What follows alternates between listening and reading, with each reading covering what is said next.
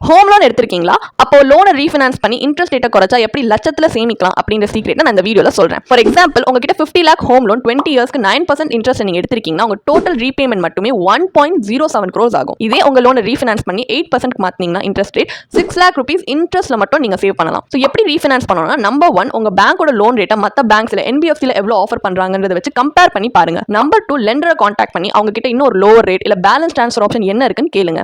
Number 3, உங்க லோனை மற்ற பேங்க்ல இருந்து லைக் எந்த பேங்க்ல லோவர் ரேட் ஆஃப் இன்ட்ரெஸ்ட் கொடுக்குறாங்களோ அதுக்கு மூவ் பண்ணுங்க. ஸோ இதுல நீங்க உங்க சேவிங்ஸும் இன்னும் நல்லா காப்பாற்றணும் அப்படின்றப்ப ப்ராசஸிங் ஃபீஸ் இந்த மாதிரி மூவ் பண்ணும்போது எவ்வளவு இருக்குன்றதை நீங்க கண்டிப்பா நோட் பண்ணணும். நம்பர் 4, டென்யூரை நெகோஷியேட் பண்ணுங்க. எந்த EMI டென்யூர் உங்களுக்கு ரொம்ப கம்ஃபர்டபுளா இருக்கு, உங்க ஃபினான்ஸோட ஒர்க் அவுட் ஆகுது, அதை சூஸ் பண்ணுங்க. ஸோ ரீஃபைனான்சிங் பண்ணும்போது நீங்க ஓவராலா சேவ் பண்றீங்க. ஸோ இந்த மாதிரி ரெகுலரா உங்க லோனை நீங்க ரிவ்யூ பண்றதுனால உங்களால நிறைய சேவும் பண்ண முடியும். அந்த சேவிங்ஸை நீங்க சைமல்டேனியஸ்லி இன்வெஸ்ட் பண்ணீங்கன்னா உங்க ஃபினான்ஷியல் கோல்ஸையுமே நீங்க அச்சீவ் பண்ணலாம். ஸோ இந்த மாதிரி ப்ரொஃபஷனல் இன்வெஸ்ட்மெண்ட் அண்ட் ஃபினான்ஷியல் கைடன்ஸ்க்காக எங்க பயோல இருக்க லிங்க்ல போய் ஒரு ஃப்ரீ கன்சல்டேஷனுக்காக ரெஜிஸ்டர் பண்ணிக்கோங்க.